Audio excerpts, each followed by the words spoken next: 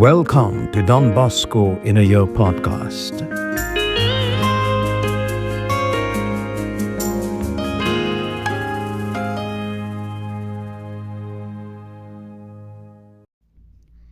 Day 14, Louis Camolo.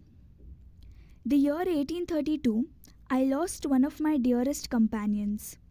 Young Paul Breje, my dear intimate friend, died after a long illness. He was a model of piety, resignation, and living faith. He thus went to join Saint Aloysius, whose faithful disciple he had been all his life. He was mourned by the whole college, and all the students turned out for his funeral.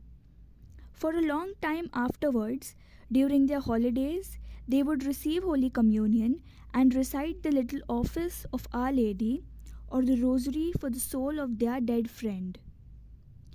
To make up for this loss, however, God sent me another companion, every bit as virtuous as Paul, and even more remarkable in his deeds.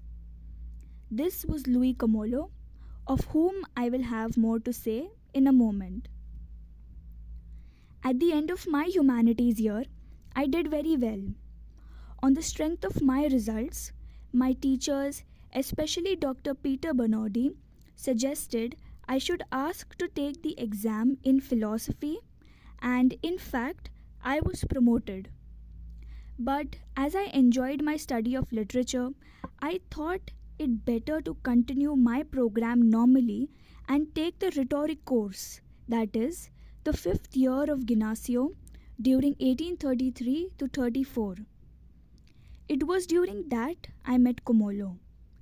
The life of this precious friend has been told elsewhere. Don Bosco had written the biography of Louis Camolo and published it in 1844, and those who want can read it there. Here I mention only the incident that led to my noticing him amongst the humanities group.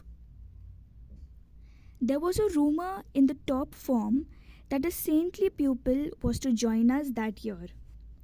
He was said to be the nephew of the provost of Cinzano, an elderly priest with a reputation for sanctity. I was keen to get to know him, but I did not know his name. This is how we met. At that time, it was common practice to initiate new students through a dangerous game called cavallina. The giddy and less studious ones loved it, and generally they were the most skillful at it. For several days they watched a reserved youngster of 15 years who had just registered at the college take his seat and settle down to read or study, heedless of the din going on around him. A boorish fellow came up to him, grabbed his arm, and insisted that he join them at cavallina. "I don't know how," was the other's mortified and humble reply. "I don't know how. I've never played these games before."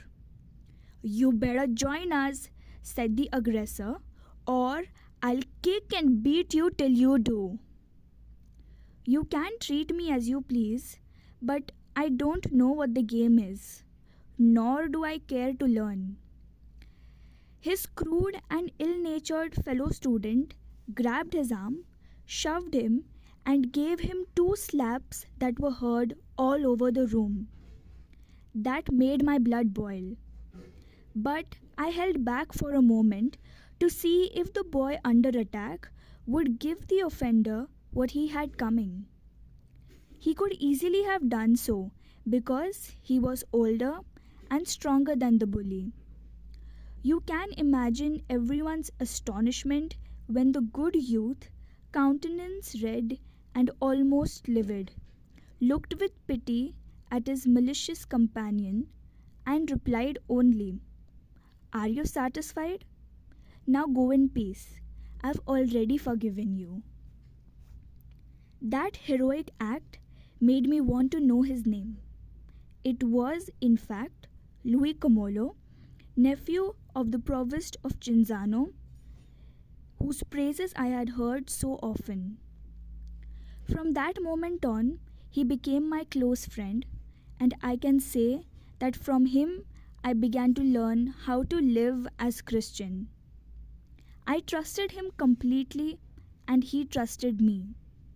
We needed each other.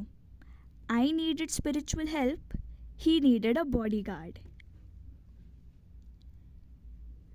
Friendships for John was important, and they were a means to holiness, according to what his mother taught him. Do you have friendships that lead you to holiness? The so called spiritual friendships? I needed spiritual help. John could look for spiritual help anywhere and everywhere. Do you have a yearning desire to grow more and more spiritual and holy through ordinary events of the day? Can you run through the list of the company that you prefer during the day? Without judging, can you take note how many of them really lead you to holiness? Thank you for joining us today on this journey to know Don Bosco. May these reflections deepen our faith, guide us closer to God each day, and hope to see you all tomorrow. Till then, keep seeking, keep praying, keep growing.